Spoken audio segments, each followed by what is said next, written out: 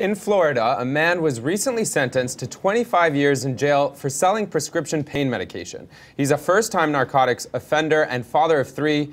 So does this sentence fit the crime? I think that what's happening, just overall in the past 10, 15 years is that, and understandably, society is tired of crime. They're tired of being afraid. They're tired of living in environments where they have to fear for their own belongings or their life, and that much I do understand. And there is some rationale behind that. I mean, every side has a story, and everyone should be listened to. But I think we need to find a common ground, a sort of middle mean, the golden path towards justice, in which we will not only treat and give a voice to victims, but also give the offenders an opportunity to learn empathy, the opportunity to build their competency so that they will not reoffend, the ability to take accountability for their actions. And that's one of the approaches that we use here in our state, Illinois, in terms of restorative justice. We work with individuals in mediating conflict. We try to keep most mediations and most resolutions on a community level. Not only that, but just thinking about my own, I can't help but to reflect upon the state of the juvenile justice system. I'm sorry, I know this is very much about sentencing in general, but when I think of extreme sentences, I think more about the juveniles who are being tried as adults. In one case in particular, in which I would never forget, and when I was incarcerated as a child, at the time I couldn't have been no more than 5'3", weighing 112 pounds perhaps. And there was a kid that came into our section, and we were on the same section together, and his name was Adolfo Davis.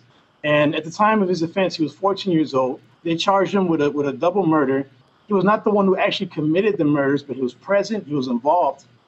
And once he was found guilty, they gave him a life sentence without the possibility of parole. And I remember, I mean, we were all, even though we were facing our own sentences, we were facing our own time, we felt in our hearts his situation. We understood what he was going through. And I remember walking through the hallways, going to the school, going to the gym, and other kids and other people would point at him and say, what is he doing in that line? Because they used to say he was so small. And visibly, he was very much a child. And here it is to this very day. He's been in there for 23 years. Right. And he never killed no one. So to me, when I think of extreme sentences, I think about that.